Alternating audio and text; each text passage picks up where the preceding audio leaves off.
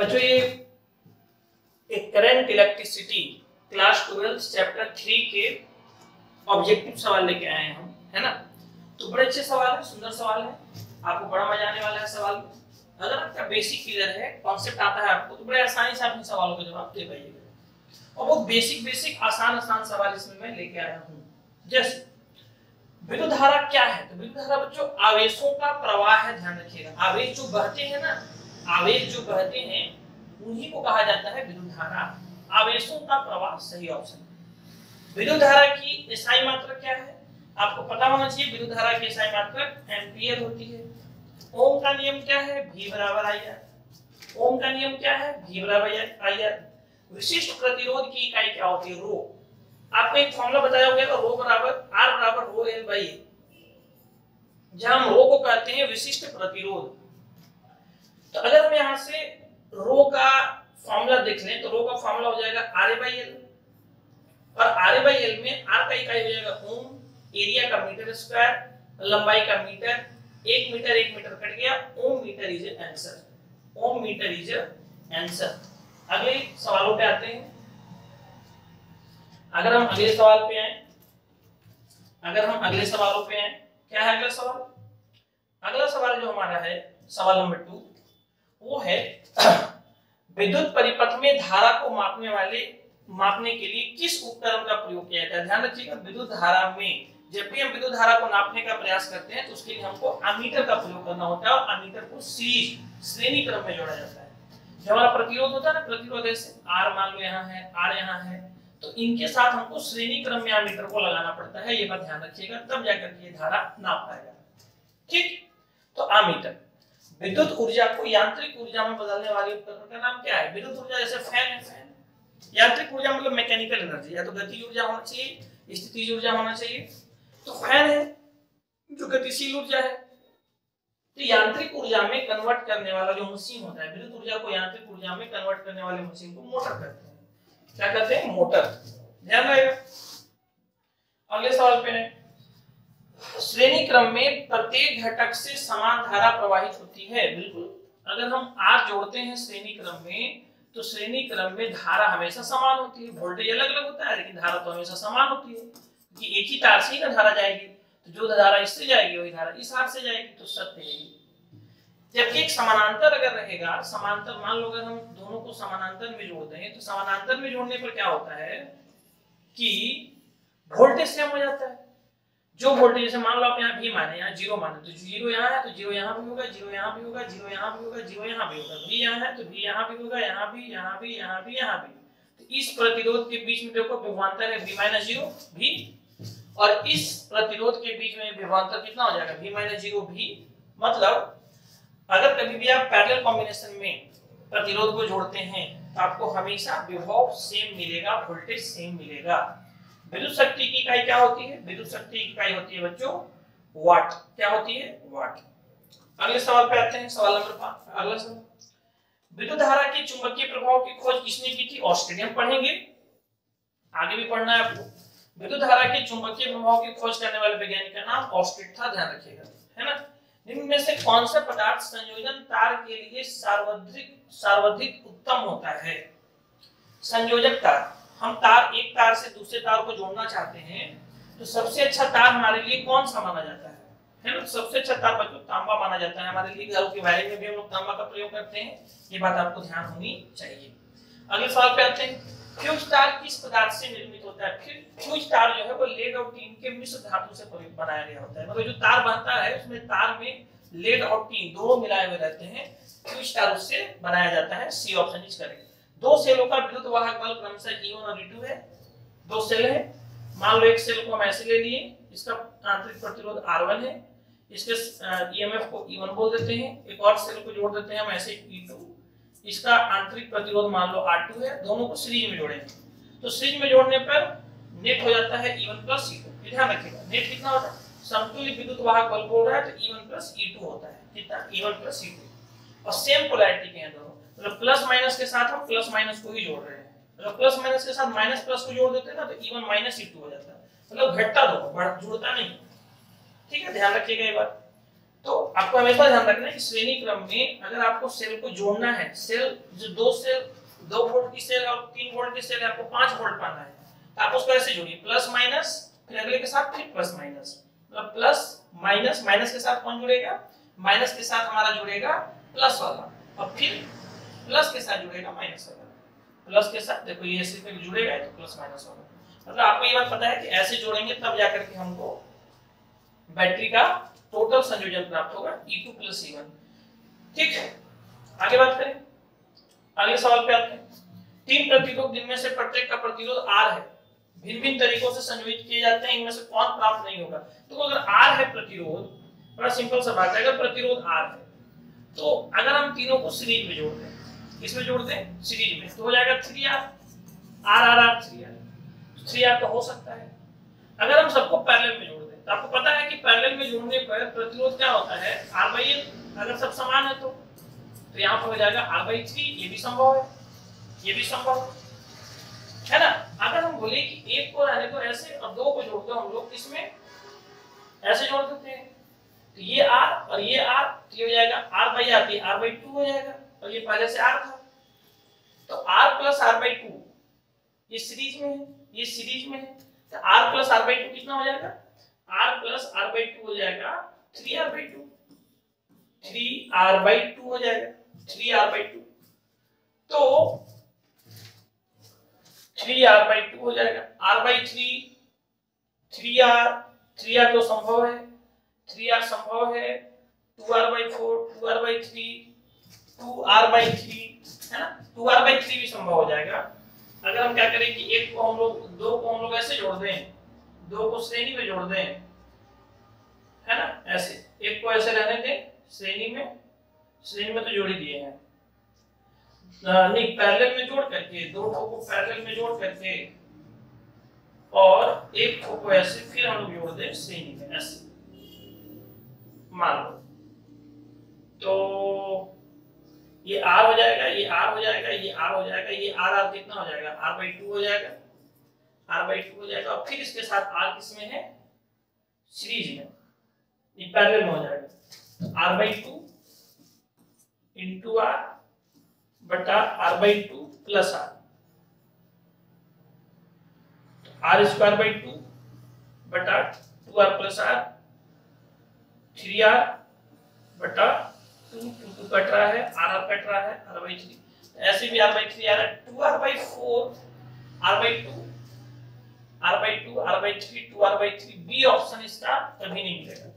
3R मिल सकता है, 2R/3 मिल सकता है, हमारा कितना है 3R/2 आया ना, तो 3R/2 मिल सकता है ना, R/3 हमको नहीं मिलेगा, 2R/3 हमको कभी नहीं मिलेगा, 2R/4 सॉरी 2R/4 हमको कभी नहीं मिलेगा।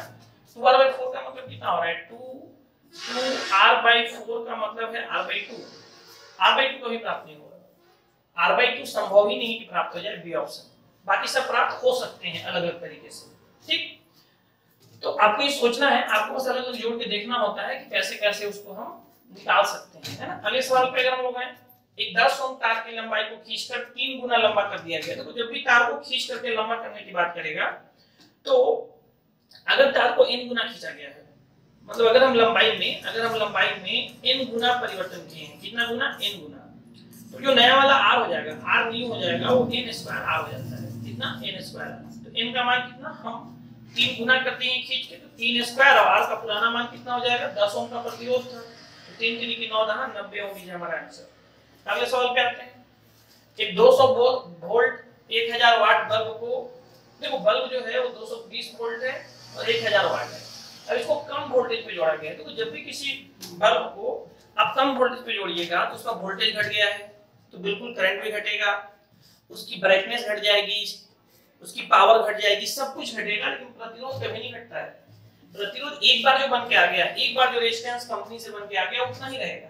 मतलब हम क्या करने वाले हैं कि इसका प्रतिरोध R1 और इसका प्रतिरोध जब हम इसको जोड़ेंगे, है ना, 110 वोल्ट पे जोड़ा गया, तो यहाँ का प्रतिरोध R2 मान लें, तो प्रतिरोध जो है वो दोनों का समान रहेगा, R1 = R2, ये बोल सकते हैं, R1 = R2, जो प्रतिरोध यहाँ रहेगा वही प्रतिरोध यहाँ रहेगा। हम जानते हैं कि P = VI होता है भाई, P बराबर क्या जानते हैं भाई, शक्ति का फॉर्मूला। और हम आर के टर्म हम आर लिखना चाहते हैं तो यहाँ से पी लिख लो, पी यहाँ से लिख लो, पी बराबर कितना हो जाएगा, पी यहाँ पर हो जाएगा भी और आई को लिख देते हैं भी बाई आर। तो आर का मतलब यहाँ पे कितना हो जा रहा है V square by P, R यहाँ पर हो जा रहा है वी स्क्वायर बाई पी, मतलब यहाँ पर जो वी स्क्वायर बाई पी का मान होगा वी स्क्वायर बाई पी का यहाँ भी मान होगा। अब इसको हम सॉल्व कर देते हैं। अब इसको अगर हम सॉल्व कर दें तो मान कितना आ रहा है भी पहले कितना था 220 गुना 220 बटा पी का मान कितना था जी, तो पी का मान वहां शुरू में था पहले 1000 वाट, 1000 वाट और अब उसको हम 110 वोल्ट पे जोड़ रहे हैं तो 110 गुना 110 बटा हो जाएगा पी, निकालना है हमको। अगर हम यहाँ से देखें तो 2 जीरो से 2 जीरो कट रहा है, ये 10 अगर रहने भी दीजिएगा आप 11 से काट दीजिए, 11 दूना 22, 11 दहा 110, 11 दूना 22, 11 दहा 110 और अगर हम काटे इधर से तो ये 10 यहाँ चला जाएगा तो 1000 हो जाएगा, 1000 बाई 4 तो पी यहाँ आ जाएगा, यहाँ से हो जाएगा 4p बराबर 10 10 10 1000, तो p बराबर हो जाएगा यहाँ से 1000 बटा 4, 1000 बटा 4 कितना हो जाएगा 250 वाट। तो हमारा आंसर कितना बन रहा है 250 वाट बन रहा है। ध्यान रखिएगा, बहुत अच्छा सवाल है, आपको मैं क्लास में भी करवाया हूं ये सवाल। किरचॉफ बोला जाता है, ध्यान रखिएगा। तो किरचॉफ का पहला नियम यही होता है कि नेट करंट जितना आएगा उतना ही करंट जाएगा और यहाँ पर किसी लूप के लिए जो वोल्टेज होता है वो 0 होता है ना, क्रमशः आधारित होता है किस पर, तो एक होता है आवेश संरक्षण और दूसरा होता है ऊर्जा संरक्षण। किरचॉफ का पहला नियम आवेश संरक्षण पर आधारित होता है, किरचॉफ का दूसरा नियम ऊर्जा संरक्षण पे सॉल्व होता है। ये कई बार आया हुआ सवाल है, ध्यान रखिएगा, कई बार। ठीक, अगले सवाल पे आते हैं हम लोग। तापक्रम बढ़ाने पर यदि प्रतिरोध घटता है, देखो जब भी आप किसी तार को, हम मेटल का तार लेते हैं तो मेटल के तार के साथ खराबी क्या है ना कि जैसे जैसे आप प्रतिरोध बढ़ाइएगा, जैसे जैसे उसका टेम्परेचर बढ़ेगा, वो तार गर्म होने लगेगा तो उसका प्रतिरोध बढ़ता जाता है, आर बढ़ता जाता है। प्रतिरोध बढ़ने के चलते करंट रुक रुक के बहेगा, हो सकता है तार जल जाए। तो इसीलिए आजकल बहुत ज्यादा हम लोग यूज करते हैं सेमीकंडक्टर का। सेमीकंडक्टर की यही एक खास बात है कि जैसे जैसे हम तापक्रम बढ़ाते हैं उसका प्रतिरोध घटने लगता है ना। सेमीकंडक्टर जितने भी लेड बल्ब हैं, एलसीडी टीवी हो गई आपकी, तो हर जगह बहुत पैनल टीवी हो गया, तो हर जगह सेमीकंडक्टर का प्रयोग किया जाने लगा है। तो अर्धचालक की यही एक खास बात होती है कि तापक्रम बढ़ाने पर प्रतिरोध घट जाता है। ध्यान रखिएगा, बी ऑप्शन बहुत अच्छा सवाल है। अगर हम कंडक्टर सुचालक की बात करें तो ध्यान रखिएगा तापक्रम बढ़ाने पर प्रतिरोध वहां बढ़ता है, लेकिन अर्धचालक में तापक्रम बढ़ाने पर प्रतिरोध घटता है। अर्धचालक कौन-कौन, सिलिकॉन, जर्मेनियम ज्यादातर यूज करते हैं। एक चित्र में एक अभिभव 10 वोल्ट है, पृथ्वी में प्रवाहित धारा कितनी होगी। मान लो अगर यहाँ 10 वोल्ट है, पृथ्वी 0 वोल्ट पर मान लेते हैं हम, तो 10 वोल्ट 0 वोल्ट आर 3 ओम दिया है। अगर आर 3 ओम दिया है, मान लो अगर यहाँ 10 वोल्ट है तो यहाँ 10 होगा, यहाँ भी 10 होगा, यहाँ भी 10 होगा, यहाँ भी 10 होगा, यहाँ 0 0 0 0 0। तो ये वाला आर भी 10 जीरो के बीच में है, ये वाला आर भी 10 जीरो के बीच में है और ये वाला आर भी 10 जीरो के बीच में है। तो हम ये कह सकते हैं कि तीनों आर अगर 10 और 0 के बीच में है तो तीनों पैरेलल में हो गए। अब पैरेलल का फॉर्मूला अगर सब बराबर है तो सीधे सीधे r/3 लिख सकते हैं। R का मान 3 दिया है तो 3/3 1 ओम हो गया। वोल्टेज कितना है 10 वोल्ट, तो V बराबर अगर हम IR भी लगाते हैं तो V हमारा कितना चाहिए हमको, V हमको 10 वोल्ट मिल रहा है। टोटल रेजिस्टेंस तो 3 ओम ले ही आए हैं, कितना ले आए हैं, टोटल रेजिस्टेंस 1 ओम, टोटल रेजिस्टेंस हो गया 1 ओम, ना गया तो I, तो यहां से I करंट बन रहा है 10 एंपियर। करंट कितना बन रहा है जी 10 एंपियर, कोई दिक्कत ही नहीं होनी चाहिए। करंट कितना बन रहा है 10 एंपियर बन रहा है, दिख रहा है आपको ये बात है ना। तो ए ऑप्शन इज करेक्ट। कौन सा, ए ऑप्शन ही हमारा करेक्ट है। हाँ, अगले सवाल पे है, चलिए अगले सवाल पे आते हैं। अगला सवाल क्या है, व्हीटस्टोन ब्रिज में भुजा, व्हीटस्टोन ब्रिज किसको कहते हैं। व्हीटस्टोन ब्रिज बड़ा सिंपल सा बात होता है, कुछ इस प्रकार की ऐसे कॉम्बिनेशन होती है। यहाँ पर एक प्रतिरोध लगा होता है, इसको मान लो हम लोग किसी बैटरी से जोड़ दिए, तो आपको पता होगा कि जैसे मान लो इसको हम बोल दें 4 भुजा, इसको P बोल दें, इसको Q बोल दें, इसको R बोल दें, इसको S बोल दें, तुम इसको भी PQ कह सकते हो, कोई दिक्कत नहीं। तो आपको पता है कि व्हीटस्टोन ब्रिज है ना में बैलेंस व्हीटस्टोन ब्रिज हम उसी को कहते हैं जहां P/Q बराबर R/S हो। बाई क्यू बराबर आर बाई एस हो तो संतुलन की स्थिति में यही होता है फॉर्मूला। उस केस में इसमें कोई करंट नहीं बहता है, ठीक। तो P बाई क्यू बराबर R by S, B option correct होगा। एक धातु का घनत्व D है, विशिष्ट प्रतिरोध P है। विशिष्ट प्रतिरोध का मतलब R का मान दिया है, रो का मान दिया है। तो देखो बच्चों, ये रो दिया है, लंबाई L दिया है, प्रतिरोध R दिया है। तो आपको तो पहले से फॉर्मूला होगा R बराबर रो L बटा E। तो यहाँ से R को तो R रखें, है ना। विशिष्ट प्रतिरोध P दे दिया है तो R बराबर हो जाएगा PL बटा A। तो यहाँ से अगर हम A का मान निकाल लें तो ये हो जाएगा PL बटा R। कितना हो जाएगा? PL बटा R। आपको पता है कि आयतन निकालने के लिए, वॉल्यूम निकालने के लिए क्षेत्रफल को लंबाई से गुना कर देते हैं। क्षेत्रफल कितना है? PL बटा R इंटू L, तो हो जाएगा PL स्क्वायर बटा R। क्यों ऐसा कर रहे हैं? क्योंकि हम जानते हैं कि डेंसिटी का फॉर्मूला होता है, घनत्व का फॉर्मूला होता है द्रव्यमान बटा आयतन। हमसे द्रव्यमान पूछा है, द्रव्यमान बटा आयतन। तो हम यहाँ से द्रव्यमान निकाल सकते हैं घनत्व गुना आयतन, है कि नहीं। घनत्व कितना है? घनत्व है D। घनत्व कितना दिए हैं? D। और आयतन हमें भी निकाले PL square R, PL square बटा R। तो D PL स्क्वायर बटा R, D PL square, D PL square बटा R। ये ऑप्शन तो दिख रहा है साफ साफ।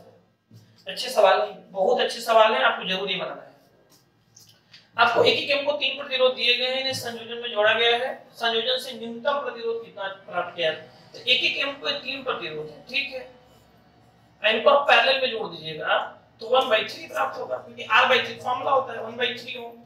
दिए गए चित्र में A तथा B के बीच समतुल्य भार बताइए, समतुल्य प्रतिरोध बताइए। बच्चों, तो मान लो कभी भी ऐसा सर्किट होता है तो हम क्या करते हैं, इसको मान लेते हैं, इसको V वोल्ट पे मान लेते हैं, और इसको मान लेते हैं 0 वोल्ट पर।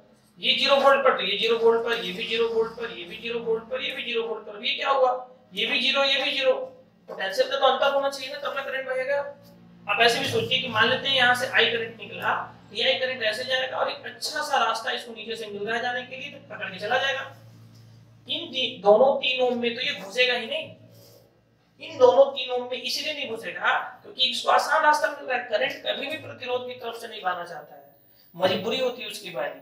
इसीलिए अगर हम यहाँ पर एक सिंपल तार लगा दें नीचे से तो शॉर्ट सर्किट हो जाएगा। ये शॉर्ट सर्किट की कहानी है ना। जैसे मान लो हम यहाँ एक बैटरी ले और उस बैटरी से हम मान लो यहाँ प्रतिरोध जोड़ दें 4 ओम, लेकिन हम बोले कि नहीं, हमें यहाँ पर ऐसे एक और तार यहाँ ऐसे करके जोड़ दें, तो यहाँ से जो करंट जाएगी वो करंट इस 4 ओम की तरफ जाएगा ही नहीं, वो सीधा किसी ऐसे जाएगा, ऐसे जा करके, ऐसे आ करके, ऐसे घूम के वापस आ जाएगा। ये 4 ओम शॉर्ट सर्किट में फंस गया।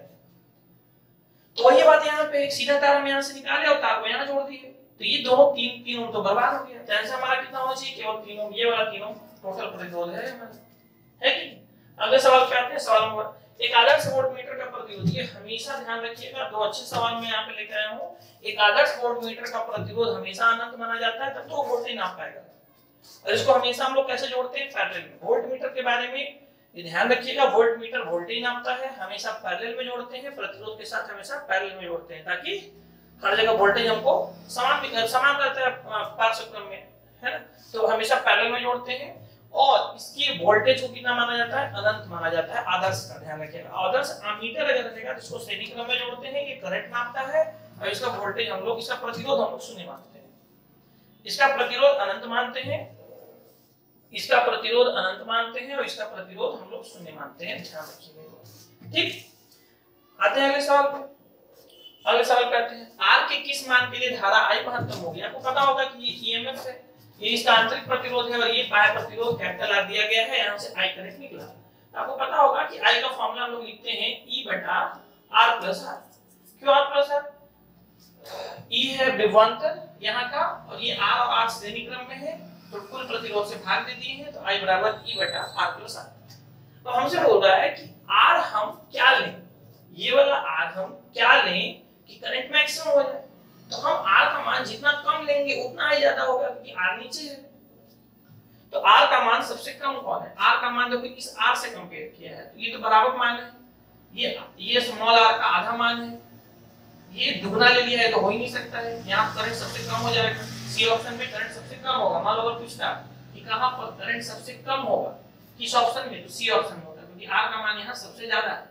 तो आर का मान डी ऑप्शन में ही दिख रहा है कि इस वाले आर का भी एक चौथाई है, तो होना चाहिए डी ऑप्शन करेक्ट। कौन सा डी ऑप्शन? एक प्रतिरोधक, वो सेम सवाल ऐसे ही यही वाला फिगर बनेगा, सेम फिगर बनेगा, ध्यान दीजिएगा इस सवाल में भी कि एक प्रतिरोधक का प्रतिरोध आर है, तो ये प्रतिरोधक जोड़े हैं आर है, और यह चार आर प्रतिरोध की श्रेणी में है। यह आर स्मॉल आर प्रतिरोध के साथ श्रेणी में है, और वो स्मॉल आर प्रतिरोध ईएमएफ का प्रतिरोध है ना, जो उसके आगे लगा हुआ है, इसके आगे यहाँ पर लगा हुआ है। आरंभ में दोनों के प्रतिरोध तुल्य हैं। बोल रहा है कि आर बराबर शुरू में क्या है,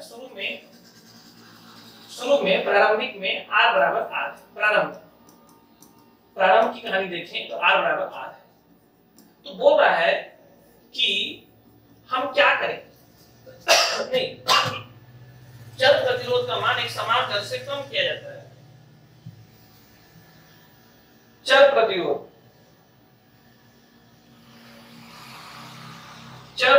स्मॉल आर का मान एक समान दर से अगर हम कम कर दें, चर प्रतिरोध का मान एक समान दर से कम किया जाता है, तो परिपथ में धारा जैसे जैसे कम होता जाएगा, दोनों में से कोई भी कम हो, जैसे जैसे आर कम होता जाएगा आई बढ़ता जाएगा, बढ़ते बढ़ते बढ़ते बढ़ते बढ़ते एक मैक्सिमम वैल्यू को पहुंच जाएगा, एक अचर मान की तरफ बढ़ जाएगा, ऐसे ही बढ़ते रहेगा। जब खत्म हो जाएगा आर का मान 0 होने लगेगा, तो आई अपने मैक्सिमम लिमिट पे पहुंच जाएगा, मतलब बढ़ते बढ़ते एक अचर मान को प्राप्त हो जाएगी। ऐसा नहीं कि बढ़ती ही जाएगी, बढ़ते बढ़ते कहीं तो रुकेगी, और जहां रुकेगी बोलेगी अचर मान को प्राप्त हो गई, फिक्स मान आ गया उसका। अगले सवाल पे आते हैं, दिखाए गए परिपथ के बिंदुओं ए तथा बी के बीच में तुल्य प्रतिरोध कितना है। बच्चों मैं आपको कितनी बार क्लास में बता चुका है, ये व्हीटस्टोन ब्रिज है। अगर मैं यहाँ का वोल्टेज तो ऐसे में आपको तो पता नहीं है कि सीरीज या पैरेलल है, तो आप मान लीजिए पोटेंशियल मेथड से इसका V वोल्टेज, तो इसका भी V हो जाएगा, इसका 0 मान लो, इसका भी 0 हो जाएगा। नहीं पता है इसका x मान लो, यहाँ का y मान लो वोल्टेज अपने से, यहाँ x है तो यहाँ भी x हो जाएगा। सॉरी, जब तक प्रतिरोध नहीं आए बीच में वोल्टेज लॉस नहीं होता है। यहाँ y मान लेते हैं, यहाँ भी y हो जाएगा। तो इधर किनारे में v है, इधर किनारे में 0 है, ठीक, और x और y बीच में है कहीं, तो मान लेते हैं कि x हम यहाँ ले लेते हैं, y हम यहाँ ले लेते हैं, तो v और x के बीच में ये वाला प्रतिरोध v और x के बीच में है, साफ साफ दिख रहा है। वैसे ये वाला प्रतिरोध v और y के बीच में है, साफ साफ दिख रहा है, ठीक, v और y के बीच में है, r प्रतिरोध है, इसका मान कितना r, ठीक r। वैसे x और 0 के बीच में भी एक है, x और 0 के बीच में भी r प्रतिरोध है, b 0 और y के बीच में भी है r प्रतिरोध, और x और y के बीच में भी है, ये वाला बीच वाला। तो r by r बराबर r by r, संतुलित व्हीटस्टोन ब्रिज हो गया। तो बीच वाला तो कैंसिल हो गया, तो बीच वाला कैंसिल हो गया, तो ऊपर वाले दोनों r सीरीज में, तो r और r हो गया, ऊपर वाले 2r क्या हो गए 2r, और नीचे वाला भी कितना हो गया, नीचे वाला दोनों मिला दे तो 2r, अब 2r और 2r पैरेलल में हो गए। अब पैरेलल में दोनों समान है तो फॉर्मूला हो जाता है r by n, तो 2r by 2, तो r आता है आंसर, कितना आता है r by n, ये फॉर्मूला है। तो 2r पैरेलल में जोड़ेंगे, ऐसे भी 2r * 2r बटा 2r + 2r ऐसे भी कर सकते हो, है ना। दो को जोड़ने का ये भी फॉर्मूला होता है पैरेलल में, 2r * 2r बटा 2r + 2r। तो आप यहां से भी जोड़िएगा तो r आ जाएगा, कितना आ जाएगा, r आ जाएगा। व्हीटस्टोन ब्रिज का सवाल है, बड़ा अच्छा सवाल है, ध्यान रखिएगा। अगले सवाल पे आते हैं, परिपथ में x के निम्न में से किस मान के लिए गैल्वेनोमीटर की धारा, ये भी Wheatstone bridge, balance Wheatstone bridge का सवाल है। तो आपको पता होना चाहिए कि जो रेशियो यहाँ का आता है वही रेशियो यहाँ आता है। तो 5/10 तो यहाँ का दुगना है, तो यहाँ का ये दुगना होना चाहिए x, तो 20 होना चाहिए, कितना होना चाहिए 20। ठीक, ये कुछ अच्छे सवाल थे, आपको आना चाहिए।